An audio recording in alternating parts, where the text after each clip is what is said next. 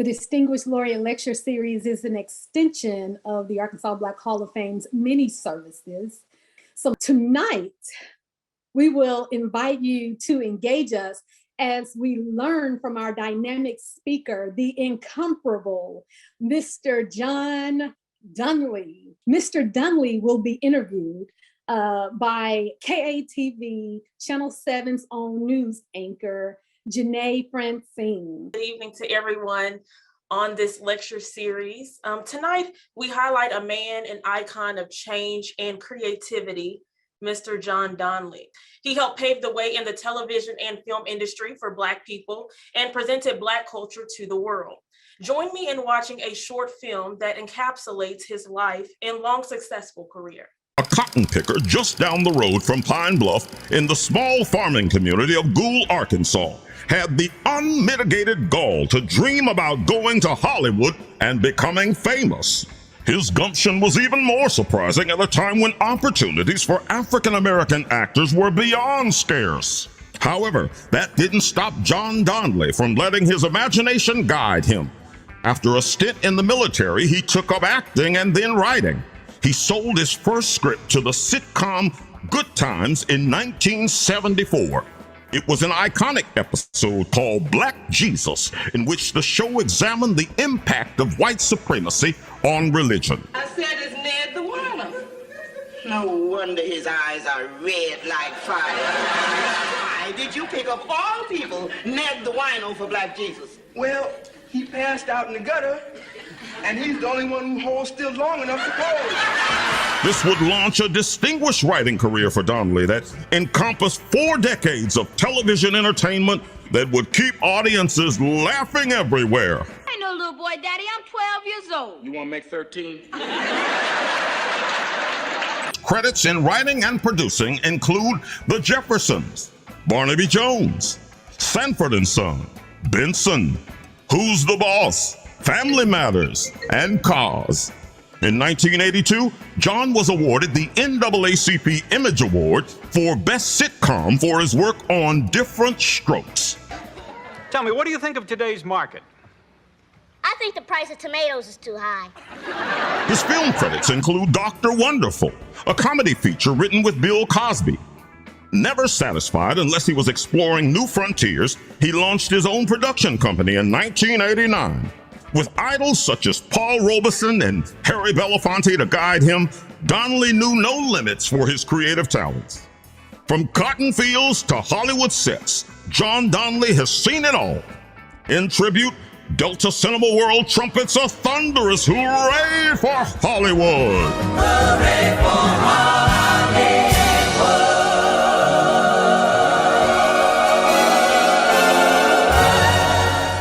Donley, obviously a long journey from Gould, Arkansas to Hollywood. Tell us about your upbringing. Well, I was a cotton picker in Arkansas.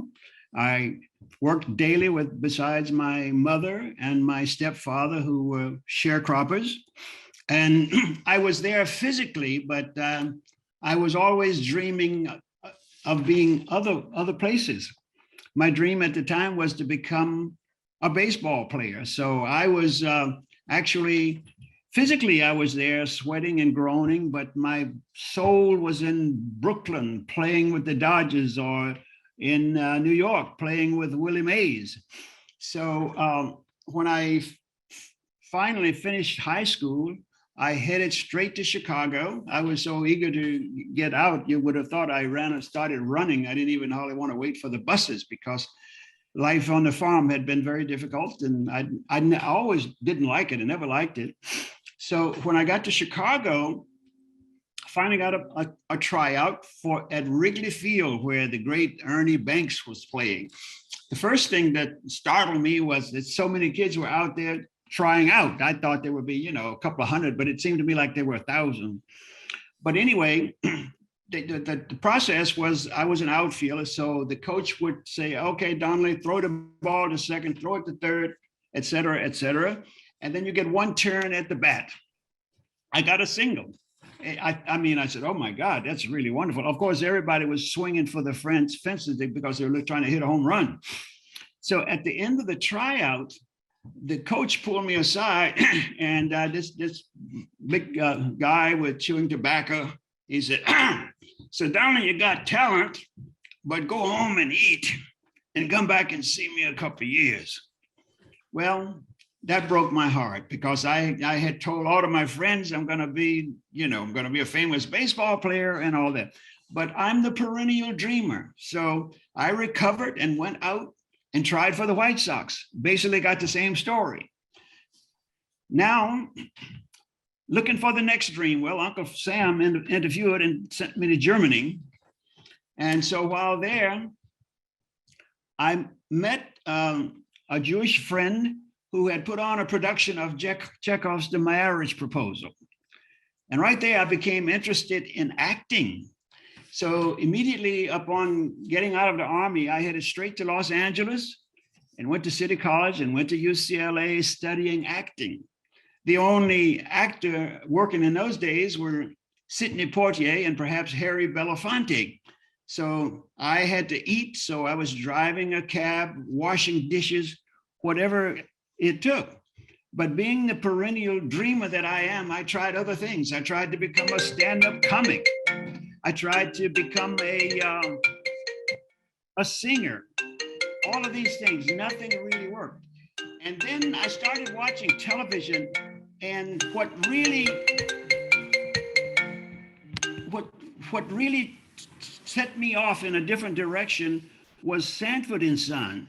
I loved Red Fox, and I started to play around with writing. I never thought I'd ever become a writer. That was kind of like the last thing I would ever thought of doing, but it was like the last stop. I was running out of dreams.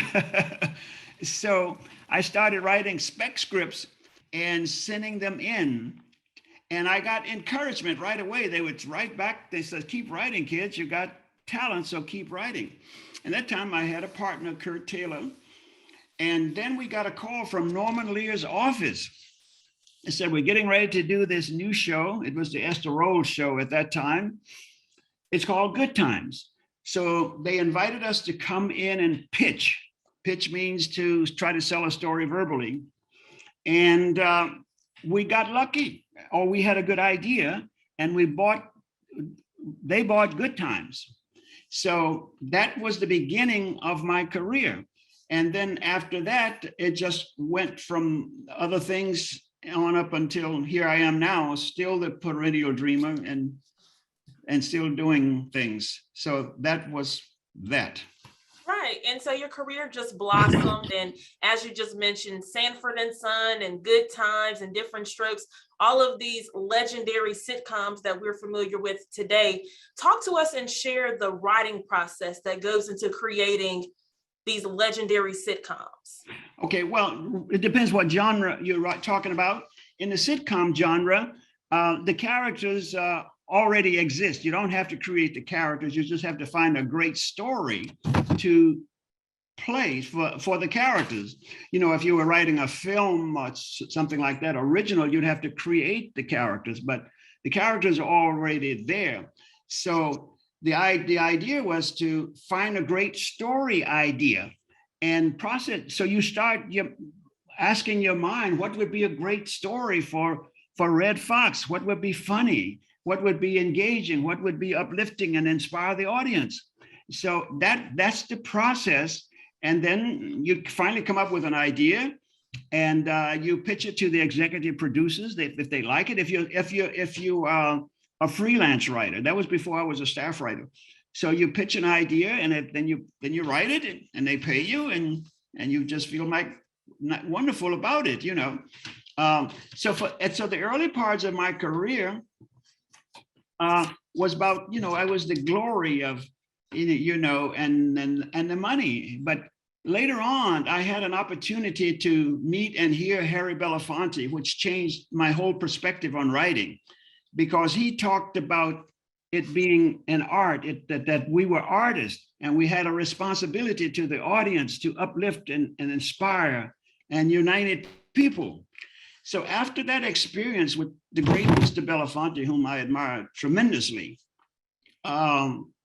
I changed my perspective for what I regarded as my responsibility as a writer. So I began to focus on coming up with ideas that would uplift, inspire, unite people. Because even then and even now, there's such diversity in our country. And I think artists have a responsibility to speak up and do what they can to make the world a better place. So that was a major shift for me. And then after that, I love writing even more because I recognized the power that you had and how you could influence behavior and help change the world, inspire people, educate people, et cetera, et cetera. Absolutely. And many of the shows that you wrote for had levels of controversy, whether it be racism, single family households, parents without a job. What courage did it take to highlight those controversies that were going on in America at the time and potentially still going on today? Well, actually, the courage part of it was Norman Lear, because prior to Mr. Lear's coming forth with the many great shows that he did, there was the show, you were doing shows like I Love Lucy. We didn't have shows that involved social issues and like racism and he did all of these groundbreaking shows, abortion, homosexuality, etc. So I was fortunate to be available at that time to become a writer, and being one of the few Black writers at that time. There were hardly maybe 2 or 3 in existence. And so we had a chance to make statements about race, about issues that I cared for, because I'd been in the civil rights movement and I'd already developed an appreciation for making social changes. So when I recognized that writing gave you the ability to do that, it even made me love the art even more. So you stretch, and so that's how that happened. And I'm sure you faced some opposition, when it came to writing, but I know with your mantra, yes, we can, what propelled you and kept you pushing to be the creative genius you are right now? Well, based on what I've just said before, you keep reaching higher and higher and trying to go farther and farther and to do what you feel that you have on this planet to do. I mean, we all have, missions, whether we're conscious of it or not. There's something on the planet that I think you're supposed to do. And so that's what I did. And then, I can go on to Sammy Davis, or when I was working on Sanford, the benefit show. And this is when, I don't know if Mr. Davis was one of the greatest performers ever. And he could do everything. He'd sing, dance, you name it, he could do it. So during production backstage, I asked him, I said, Mr. Davis, how can you do all the things that you could do? And he could do everything. So he looked at me and he says, well, I don't know, John, but I'll tell you this. I just say, yes, I can. Yes, I can. And the first thing I know, yes, I can. And he said, it's just like it's like a broken record. It plays in the back of my head all the time. I just, yes, I can. Yes, I can. And he said, not only do I use it to create my better performances, I use it in all aspects of my life. And he encouraged me. So he said, you should, find a mantra. And he called a mantra. So that's what I became aware of, what a mantra actually is. And his was, yes, I can. And then I had the good fortune to meet the great Muhammad Ali, who had lived like 2 or 3 blocks from me when my children were babies, actually. And he used to come up to eat ice cream up the street, and he would snatch my children out of my arms and give me that baby. And then I noticed, his thing was, I'm the greatest. I'm the greatest. And then I thought about that, and I thought about Norman Lear's. All of these people had basically a mantra, something within them that gave them courage to do the things that they were doing. And when you think, Norman Lear's thing was, mind over matter, mind over matter. You can do it. You can do anything. He was saying things like that. And then I realized that what these people were saying, Sammy Davis and Norman Lear and Muhammad, they were in many ways saying the same thing, you know? It was saying, yes, I can, I'm the greatest. It's a positive statement that you build, and you build confidence. The more you say this, you build so I found my own mantra, you know, and I use it now, you know, and mine is, yes, I am. I am, I can, I will. I wake up in the morning. This is what I do. I do it early in the morning. I try to, because I want to stop the negative thoughts coming at me. And so I try to nip them in the bud early in the morning. And the more you do those things, repeat it, you begin to change your inner feelings. You build confidence. You feel like something supporting you. You know, so I admire, you have to talk to yourself. And he's a writer, I spent a lot of time talking to myself. People would not, you know, in the old days, if you talk to yourself, they say you're crazy. You're talking to yourself, you know, but you know, nowadays you put these buds in your eye and anybody can talk, you know, so I can just talk to myself and they won't know that I'm crazy. So I talk to myself all the time when I'm creative, you know, and sometimes you get great ideas for stories just talking to yourself. So that was the process of the mantra. And I just really, you know, feel that this is something that we all can do. So we all caught up in negativity, you know, unfortunately, most of us, we grow up with feelings of limitation. I knew I was in Arkansas because I was in the height of segregation. So you spend a long time just getting over that negative feeling and grow from that. But there's a, you know, and you start just have, I just know people who just had all these negative thoughts that they feel limited. I can't do this. I can't do this. I'm too poor. I don't have sufficient education. You know, I don't have connections. All the I can'ts and etc. And what it does, it limits your possibilities when you buy those things. So I realized that it's important for people, anybody listening, that you have to change your conversation to yourself. What you're saying to yourself is vital. It's important. You can't go around saying what you can't do or that you're not good enough to do, and that you have all of these excuses about, you know, I can't do this, I can't, there's racism, I'm black, I'm too black, or there's a woman, you're a woman, all of those things. So what you do when you have a great mantra, you just you go to the opposite of those things, and you keep saying, I can, I will. And that has been the thing that has saved me and carried me and brought me here today. And that just shows the power of the tongue and how what you speak can actually become your reality. So absolutely. Thank you so much. Thank you so much for sharing those inspiring words. So let's segue now. We know that your comedy writing went beyond the screenplay. You also wrote for many of the great comedy giants of our times. Share some of those with us. Oh, I wrote for Red Fox. I wrote comedy for him. For Richard Pryor, Bill Cosby. I did what they call patter. And patter is, you know, the comedy between songs. So I did that for The Fifth Dimension, Smokey Robinson, and others. So many writers do that because sometimes you don't get the jobs that you want on television. They don't come every day until later on. You begin to do your career blossoms, and you start to get work. And, you know, I was also fortunate. I have some good comedy writing partners during my career. Howard Myers, great friend, Kurt Taylor, Clay Graham. So I didn't write all of these things myself, solely me, because writing is rewriting, by the way. You know, it's something that you write it over and over again, and it's like it's never finished. So they'll always change it right up until the last moment. You have to make changes. So, you know, and speaking of writing, you know, in Shakespeare's dramas, they had what they called a fatal flaw, like Hamlet's fatal, a flaw that ultimately destroys the character. Hamlet was procrastination. He couldn't make up his mind. He died. It cost his life.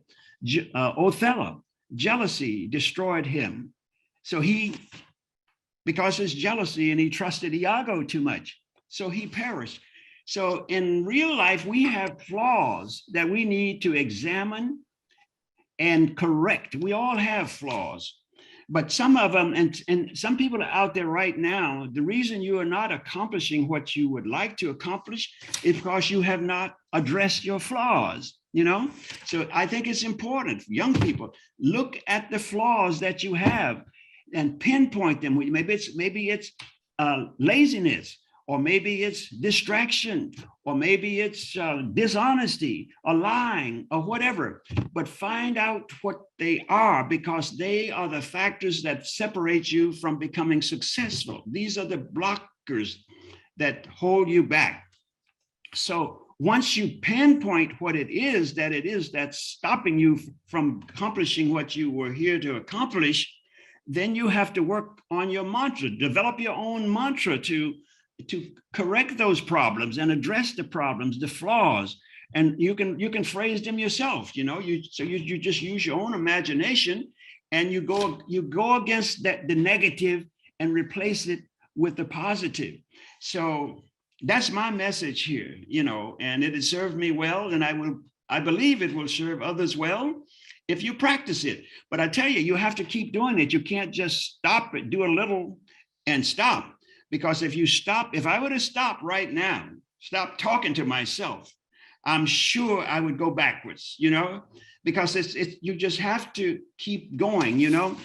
I think, you know, because the word is so creative, and you know, and there's a quote in the Bible says, the words that shall come to the mouth which shall not return to you void. Everything that you say is creative, and you have the ability to take charge and make sure that your statements are positive versus negative. Negativity is terrible. It spreads like wildfire. You know, if you are negative, you pass it on to your children, and they inherit it. So what you do, you limit them before they get out of the cradle. They come into the world thinking that they cannot do something, cannot accomplish something. Oh, that's the worst thing that can happen. And we don't know this. We're just unconscious of what's really happening in the power of the mind, what you focus on. You know, when you look at people like Oprah and all the great people that we admire, I tell you, it's the inner feeling that makes them who they are. You know, Maya Angelou said, courage is the greatest of virtues. And it's true. If you have sufficient courage, you can do just about anything, you know, but most of us, we're afraid. We're afraid to try. We're afraid of rejection. We're afraid that people will laugh at us. We have to get past that. When you get past that, you don't know you find out who you are. You find out how great you really are. And then that's when you really fall in with yourself. And then you become more and more, and you can give more and more to the world, you know. And like now, in this time, with all the divisiveness that's going on in the world, and I'm encouraged young people to really step forward and be who they really are, and stand up for justice, and stand up for peace and equality. And we can do it. Is to keep that yes, I can spirit alive. And I'm so proud of the progress that we have made. We got a long way to go, but boy, it's a long way from Gould, Arkansas when I pick cotton. I can tell you that. State Street, that great street. Hold it, folks. That's all right. Take your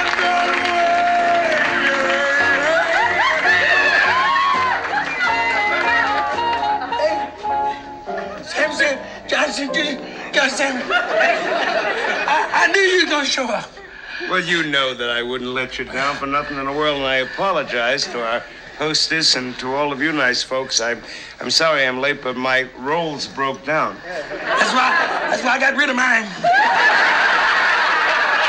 Hey, that number you were singing, that happens to be one of my favorite numbers, too. Can I grab a little piece of it? Oh, please do. Can I use this mic? By all means. All right, man. There you go. George, let's take that tempo about here. Gong, chicka, gong, chicka, gong,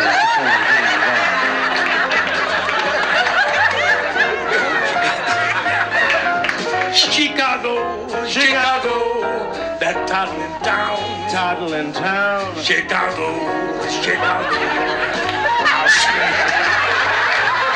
Bet you about $1 Chicago, Chicago, the town that Billy Sunday couldn't put down. No, no, on State Street, that great street, I just want to say, allow him to say, they do things they don't do on Broadway. Yeah, why, you'll have the time of your life. I saw a man, he danced with his wife in Chicago, my hometown. Look out.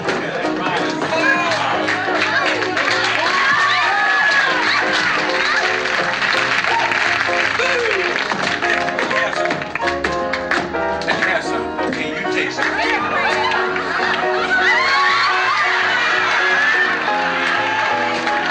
Lines and scenes that you wrote. Are there any that stand out or memorable for you today? Probably there's one episode that was the one in which I won the NAACP Image Award for the best episode of 1984 while I was on Different Strokes. And it was called Roots. I'm proud of that because it as you know, that story was two Black people, boys, had been adopted by a white man. So at one point, they began to question who we are. I mean, their values, they got sort of confused. So they were looking for clarity. And the more research that they did, they found out the more proud they became about the accomplishments of Black people. And so I am proud of that because I think it lifted the consciousness of a lot of people, both Black and white, because some of the things that came forth in that show was things that you didn't even know about. We all knew about George Washington Carver and a couple of other people, but there were other outstanding Black people in history that we had not mentioned. And right now, as we're in Black History Month, as you look around as what's going on now, and it's a time to be proud. We have done well in this country, and we're just getting started. We got a long way to go, but I believe we're moving in the right direction, and we will continue to move in that direction because I believe that we will come together. We have to come together, otherwise we'll all be destroyed. We can't afford to continue divisiveness. So I'm talking too much.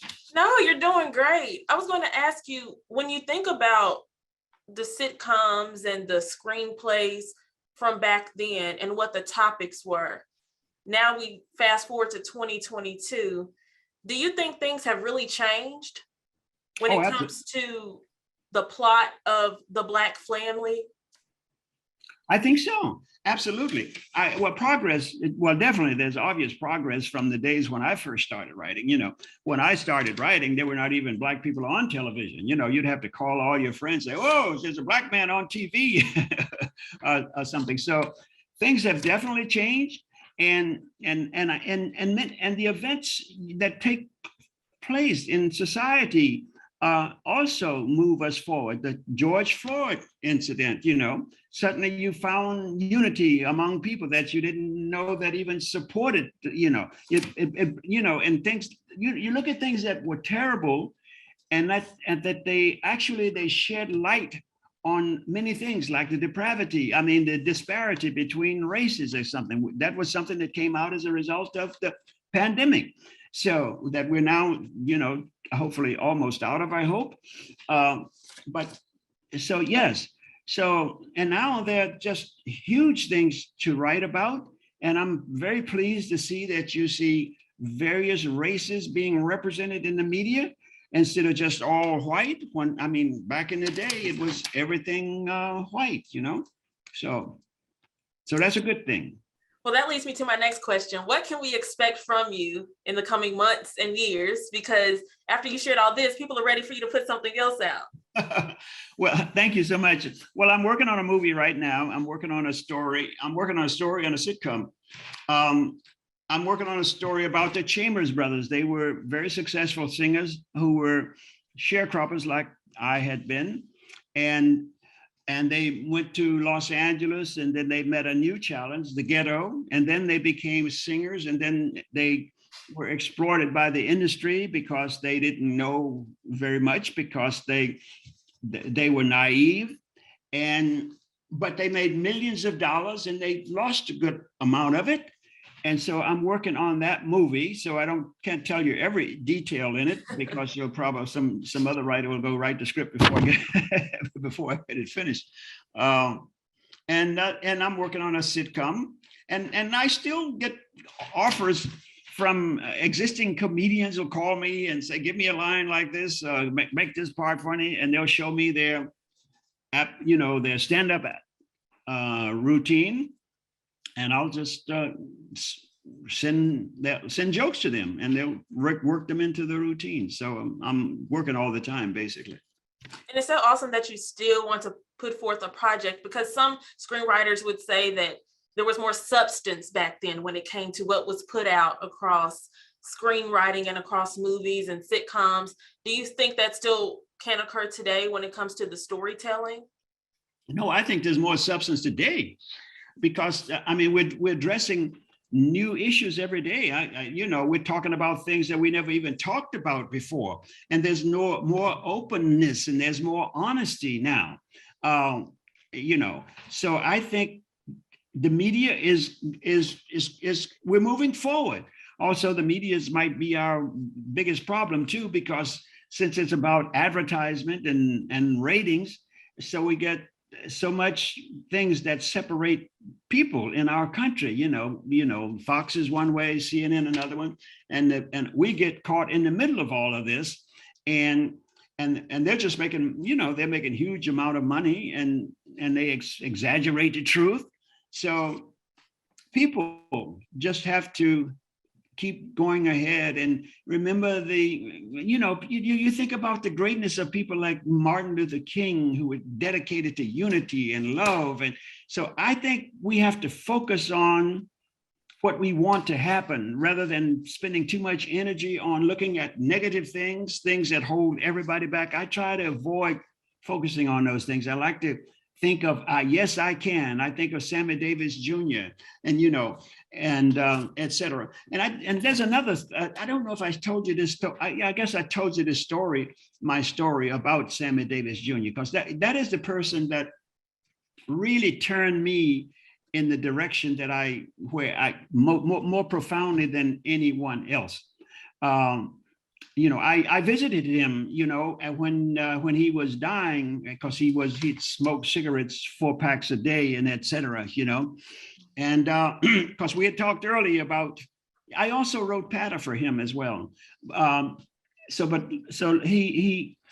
visited him, and he said to me, he says, "Hey, John, did you find your mantra, your mantra?" And I said, "Yes, I use yours, And so he sort of laughed, and that was the last time I saw him alive, But I'm just very fortunate that certain people touched my life, that Norman Lear touched my life, Harry Belafonte, Sammy Davis Jr. But like I said, I'm the perennial dreamer. So I'm always looking for a dream, I'm looking for dreams right now. And I think dreaming keeps you alive. And I think it's a good thing to, and I care about this world. I care about my grandchildren. I got 2 grandchildren, Noah and Ixpo. And I want to continue to contribute, because I want to make a better world for them, for everybody. And I think, if I said anything here that moves or does anything, this is what I encourage young people to do, is to unite the world and move forward. We don't have to settle for what we're existing. We can do better, and we shall do better. And we have the ability, we have the talent. There's no reason to put up with that. So we got to get away from divisiveness. We're destroying democracy with that. So I'm in favor of unity, togetherness, marching on to victory. Well, thank you so much for this inspiring interview. You have truly awakened all of us and inspired all of us. And I'm sure tonight people will be in the mirror coming up with a mantra for their lives in the coming days. But right now is a great time to segue into any audience questions that we could have.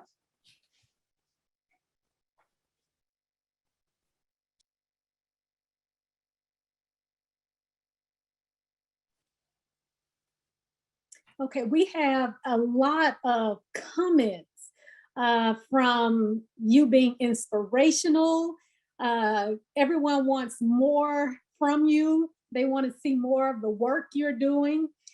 They appreciate the real talk that you're challenging everyone with.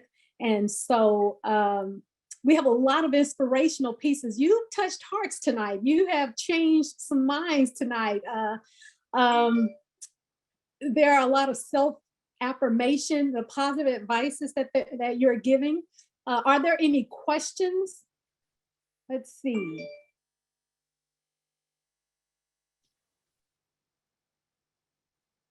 Was that to me?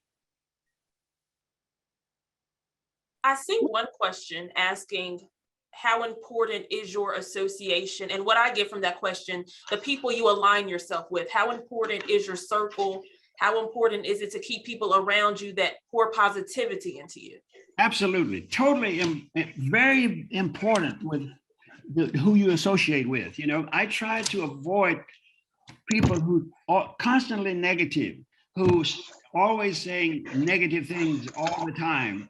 And, you know, and so I avoid that because it'll affect you one way, you know, so I like to hang out with positive thinking people, and I like to interview them and ask them how they became what they were, what is their mental situation that causes them to enable them to do the things that they do. So I think it's important to try to associate with with people that are uplifting and inspiring and are on the same wavelength as you are. So that's very important, and I'm blessed in that way because you know, my daughters, they also work in this industry, and my son-in-law, they all are active, and so we have various conversations about important things. So yes, it's important to associate with positive thinking people, very definitely.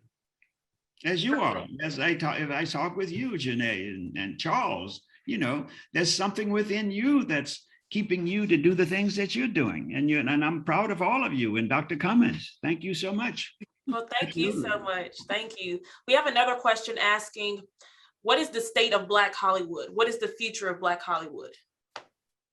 I think it's growing and it's better. I mean, if you just look at the things that have been accomplished just recently, I mean, you know, you look at the stuff that Spike Lee has done recently, look at the other movies. I mean, they're producers and producing stuff everywhere now. This is a new day in Hollywood. There's no excuses. I mean, it probably could be better, but it sure the hell is a lot far away from what it used to be. And it's still going in the right direction because I think the consciousness of Black artists has been awakened. You know, everybody's inspired, and we're just not sitting back and blaming things now. We're just stepping forward and telling our own stories. And I think that's all wonderful, and I'm very proud of that. And I'm so happy that so many young people, young artists out there, are just creating magnificent in all areas of the entertainment. You know, just tremendous people everywhere. Talent is just blossoming everywhere. Hollywood's going to be great, and it's going to even become greater.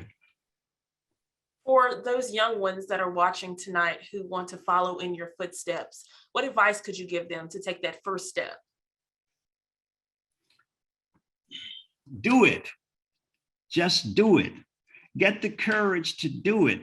See, you see, the problem is that the reason people don't, fear holds people back, or they've been brainwashed to be limited, you know?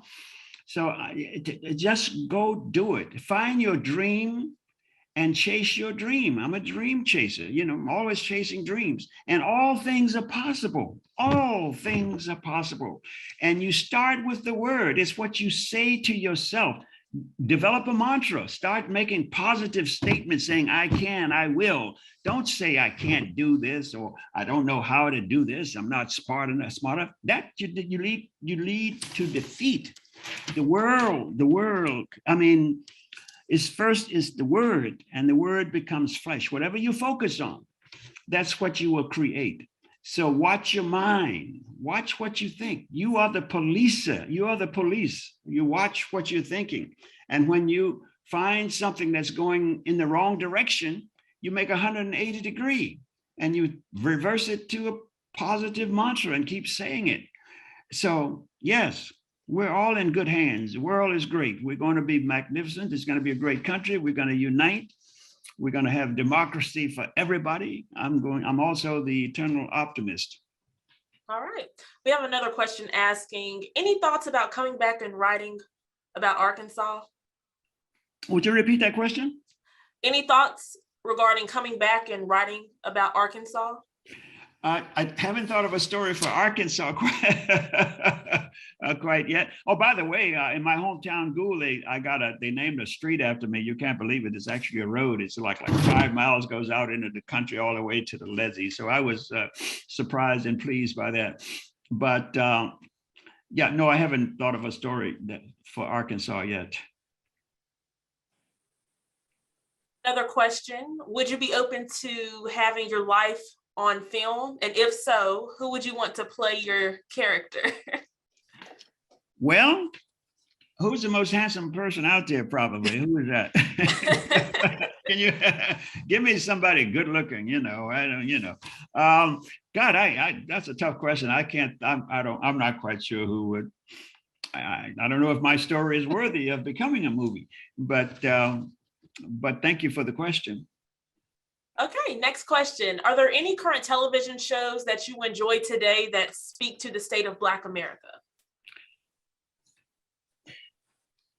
I can't name a show that I'm just totally in love with and that I watch religiously. Actually, I don't watch as much television as you probably think. I'm so busy writing and creating that I watch the news more than anything else.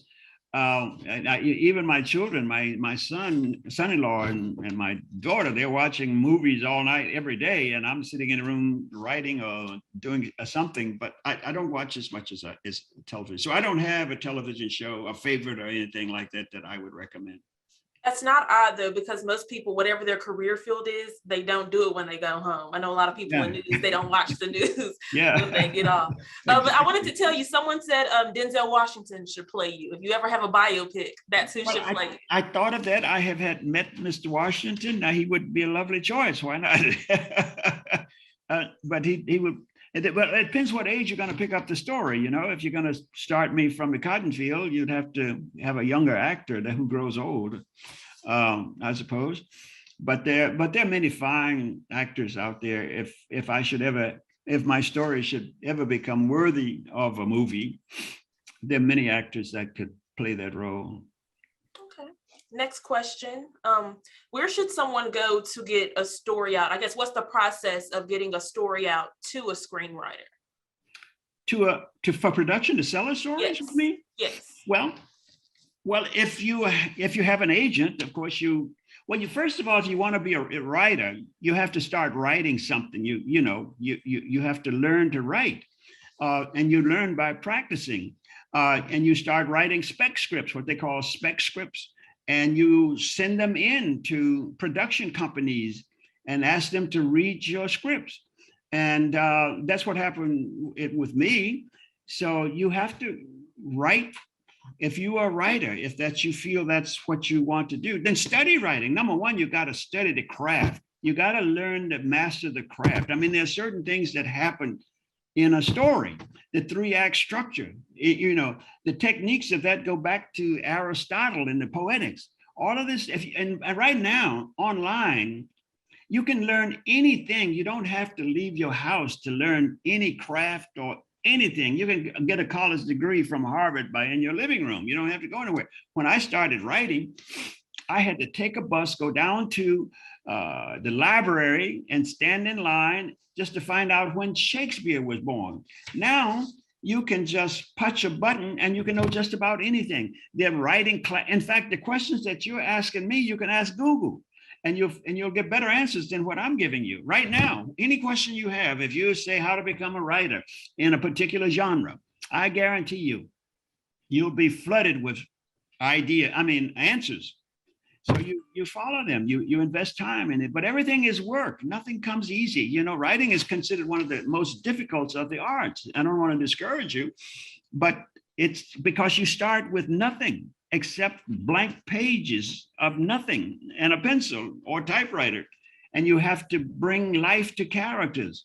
So, but one should always find what you are here on the planet to do and do the best and keep doing it and never give up, and you will succeed, I believe. Thank you so much. The next question, and I'm going to word this a little differently. So when you think of old Black Hollywood, the roles that we used to play were maids and service workers. That's what we started off playing. And then it kind of revolutionized to where we got lead roles. Can you talk about that transition? What did it take to get Black people in lead roles and not just maids and service workers? You know, you remind me of Sidney Poitier because he never accepted demeaning roles that was, you know, made him feel inferior or something. And even today, it bothers me to watch those movies where we're always servants or second-class citizens and we're not equal. And I think it's I hate they have these things on television because I believe it's influencing the minds of people, and they're thinking, you know, it's a time that I'm ashamed of in America, that it had to be that way. You know, I wish it had been more democracy, more equality in film. But the only thing I can say is it appears that we are moving in that direction, but we took so damn long to get there is what's so terrible. And because every time, even now, when I see someone that's in a, you know, maid or chauffeur or something like that, boy, that doesn't feel good to me. That, you know, I don't enjoy seeing that. I enjoy seeing the togetherness and equality, you know. So I don't know if I'm answering your question. I'm going off on a tangent. Oh, you definitely did. You definitely did. And I think that's what so many people appreciate, is how you keep it real and you're vulnerable with your answers. So I think we can all agree that you're definitely on topic answering that. Lastly, I'm going to conclude, because a lot of people are asking this question, a lot of aspiring writers watching tonight. Is there an email address that you want to share, or any source of communication? People are asking if they can get in touch with you. Get in touch with me? Yeah, they're asking. Absolutely. You can give them my telephone number. It's fine. I'll just tell you. I'm looking for stories all the time to co-write with people who great ideas. I'm always looking for projects to produce. So absolutely. I don't know. I'm hoping you can have my telephone number. You want to write it down? Should I do that? I probably not. I'll get bombarded with questions. But you can look me up. You can look me up on the internet. You can find me. Or go to Facebook. I'm easy to find. All right. Well, thank you so much. Thank you so much. Tonight was truly an honor to speak with you and hear your story. And no matter what age we are watching, we were all inspired. So I just want to say thank you so much, Mr. Donley, for opening up. Thank you. And I just thank you for this opportunity. And again, I thank you, Janae, and Charles, and Dr. Cummins, and all the people who have made this possible. And thank you for your time with me. Thank you so much. Bless you all. Sir. Yes, sir. Thank you. Well, it's now my pleasure to present for a special presentation and closing remarks, Charles Stewart, the chairman and CEO of the Arkansas Black Hall of Fame. Thank you. Thank you. Thank you so very much, Janae, for an excellent interview, and certainly the illustrious John Donley, who I have enjoyed tremendously getting to know you, working with you first of all through the Arkansas Black Hall of Fame, and just thanking you for your generosity in being willing to work with us on this Distinguished Laureate series. As we commemorate this evening, we have a crystal trophy that we present.